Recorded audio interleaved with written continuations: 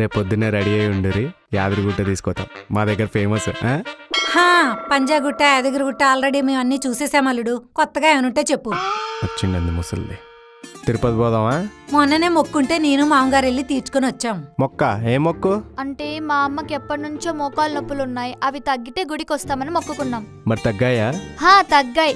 కాకపోతే మొక్కు తీర్చుకోవడానికి మోకాలు నడకని వెళ్ళాం కదా, అందుకే మళ్ళీ వచ్చాయి. ఓ మై మోకాల పర్వతం.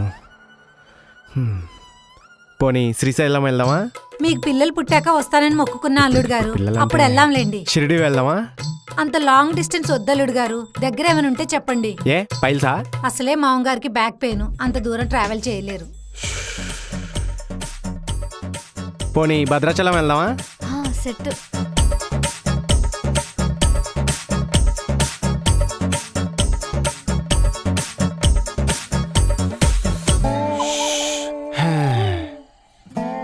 ఒసే, తెలుగు రాష్ట్రాల్లో ఉన్న ప్లేసెస్ పేర్లన్నీ చెప్పేశాను. ఇంకేమైనా ఉంటే లిస్ట్ రాసి పెట్టి నాకు చెప్పే, నేను వెళ్తున్నాను. బాయ్. మీరు ఇక్కడే ఉండాలి. మీరు ఒక మంచి ప్లేస్ సజెస్ట్ చేయండి, అప్పుడు వెళ్ళండి. ఓ పని చేయి, మన వీధి చివరిన ఒక పార్క్ ఉంది కదా, అందులో ఒక ఉయ్యాల ఉంది, దాంట్లో కూర్చో. మీ అమ్మ నాన్న వచ్చి ఊపుతారు. అలసిపోయిన తర్వాత ఇంటికి వచ్చేయండి, సరేనా? నేను పోతున్నా.